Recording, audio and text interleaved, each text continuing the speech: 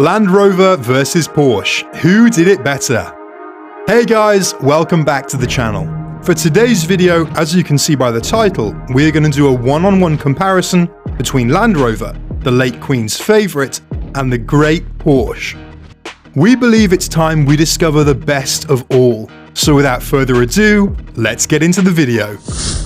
Porsche, which established its place in the Sports Car Hall of Fame with the legendary 911, produces some of the best SUVs available. The Macan is a viable daily driver option, combining the performance of a sports car with the utility of an SUV. It is, in our opinion, the best compact luxury SUV on the market. Or do you need more space and performance? Then there's the fiery Cayenne, one of our favourite mid-size crossovers. Porsche acknowledges that some people would rather tear around a racetrack than play a round of golf, and the 911 GT3 and GT3 RS cater to those individuals. Last but not least, there is the fantastic 718 Boxster convertible and the 718 Cayenne Coupe. On the other hand, there's Land Rover, a British brand of primarily four-wheel drive, off-road capable vehicles that has been owned by multinational car manufacturer Jaguar Land Rover since 2008. King George VI granted Land Rover a royal warrant in 1951, and 50 years later, in 2001, it received a Queen's Award for Enterprise for outstanding contribution to international trade. Starting with the much more upscale 1970 Range Rover, and followed by the mid-range Discovery and entry-level Freelander lines in 1989 and 1997, along with the 1990 Land Rover Defender refresh, the luxury brand now includes two models of Discovery, four unique models of Range Rover, and a second generation of Defenders in short or long wheelbase. Now, in a more specific sense, we're going to directly compare the Porsche Cayenne Coupe versus the Range Rover Sport. The Porsche Cayenne Coupe was created to capitalize on the growing interest among buyers of high-end, sporty SUVs who desire exclusive style from their new vehicle.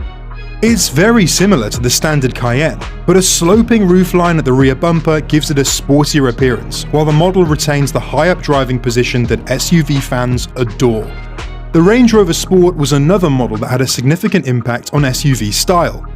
So, let's see which of these high-end models is the best to drive and which has the best engine, but every other aspect will be scrutinized as well.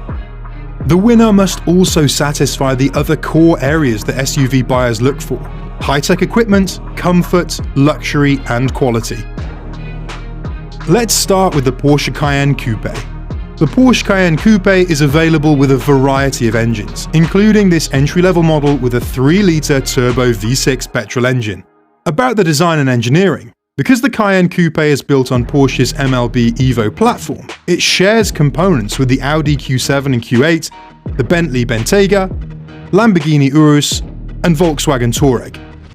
This advanced platform features all-around multi-link suspension, and Porsche has tuned it to deliver sharp handling, as buyers would expect from the brand.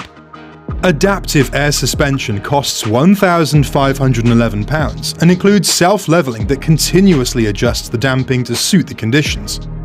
You can also add rear-wheel steering, as with some other MLB Evo models.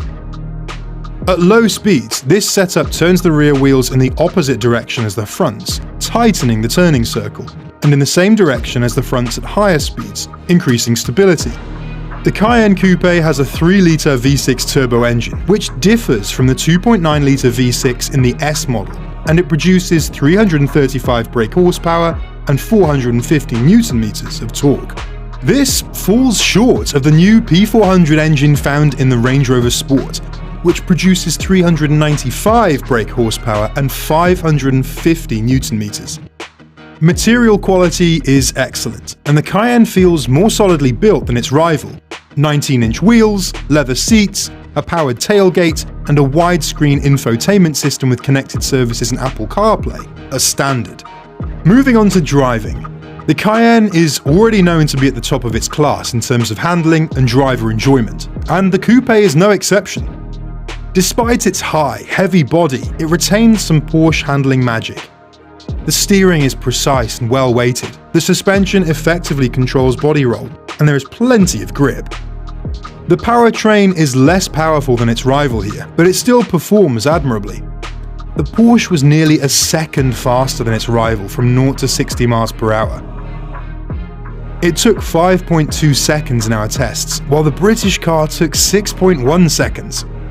The Cayenne was also faster through the gears from 30 to 70 miles per hour, taking 4.8 seconds.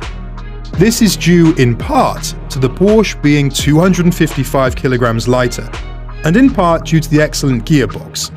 It shifts quickly in manual mode, while remaining smooth and relaxed in auto mode. The V6 engine is also purpose-built, with a sporty exhaust note when revved hard, but it's quiet and smooth enough to feel luxurious in everyday driving. It's a more aggressive and responsive engine than the straight 6 in the Range Rover Sport, which feels muffled and relaxed in comparison. From behind the wheel, the Cayenne Coupe appears more alert and livelier, its eager engine matching the sharp handling. The Cayenne Coupe is also very comfortable. Because of the sophisticated damping, it becomes smoother as you accelerate, easily absorbing bumps on the highway. However, its heavy curb weight is noticeable when driving over large bumps in town, and at low speeds the Cayenne doesn't deal with poor road surfaces as well as we'd like.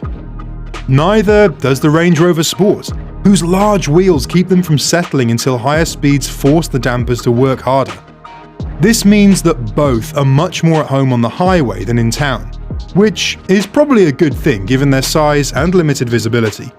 The Cayenne Coupe has low wind and road noise, and its strong performance makes overtaking simple. Next up, let's discuss the practicality of the car. Because of the sloping roofline of the Cayenne Coupe, there is less glass in the back windows, making the rear seats a little dark. There is plenty of legroom, but headroom in the back is limited, and there are only 2 seats. This means that the Porsche suffers a significant loss in this regard. That's about it for the Porsche. Let's move on to the Range Rover Sport. Just like the Porsche, starting with the design and engine, the Range Rover Sport with the 3-litre straight-6 petrol engine, like the rest of the range, comes with an 8-speed automatic transmission that sends power to all 4 wheels. It's a powerful engine with 395 brake horsepower and 550 Nm of torque, outperforming the Porsche's 335 brake horsepower and 450 Nm. The Range Rover, on the other hand, is limited by its curb weight of 2,285 kilograms. This engine employs mild hybrid technology with a larger battery designed to improve efficiency. The Range Rover Sport has a lot of suspension and chassis technology. Air suspension is standard, with adjustable height settings for added ground clearance or ease of access. There's an electronic sensor differential and Land Rover's terrain response system for off-roading, with 5 modes to choose from: comfort, grass, gravel and snow, mud and ruts, sand, and eco. For £930 you can get the off-road pack, which includes a transfer box to switch between high and low ratios, and terrain response too, which includes additional technology such as a rock crawling mode. The P400 includes driving modes as standard, allowing you to customize its on-road behavior. If you want to take an SUV off-road, the Range Rover Sport is one of the best options. The electronics make light work of tough conditions, and the chassis is built with this in mind, as opposed to the Cayenne Coupe, which is focused on being good to drive on the road. As far as the driving is concerned, the Range Rover Sport isn't as sharp to drive as its rival, but considering how heavy it is, it's still excellent. It's still relatively engaging for an SUV, thanks to well-weighted steering and a good level of grip, and with plenty of performance, it doesn't lag behind its sportier rival. The Range Rover wasn't as quick from 0 to 60 miles per hour, but the extra torque meant it was faster in all of our in-gear tests. It took 2.5 seconds to go from 30 to 50 miles an hour in 3rd gear, whereas the Porsche took 2.8 seconds, and 6.5 seconds to go from 50 to 70 miles per hour in 6th gear, whereas the Cayenne took 7.3 seconds. About the practicality, the Range Rover Sport is the more practical option here, thanks to its large 780-litre boot. With all seats folded, this space expands to 1,686 litres, which is 146 litres more than the Cayenne Coupe offers in this configuration. A flush loading lip also facilitates loading and unloading. Another important factor is that the Sport is available with 7 seats, which is ideal for those who need to transport additional passengers. The rear seat space is adequate, but there could be more room for adults. We'd like a little more legroom, but the headroom is adequate. Our final verdict is that if you want a sporty SUV, the Cayenne Coupe is the better option. It's more fun to drive than the Range Rover Sport, and it's also more comfortable. It's also less expensive, allowing you to add more key options while staying within your budget. This is the most affordable model in the lineup, but we still prefer the more practical standard Cayenne over this coupe. With that being said, this is it for today's video. See you next time.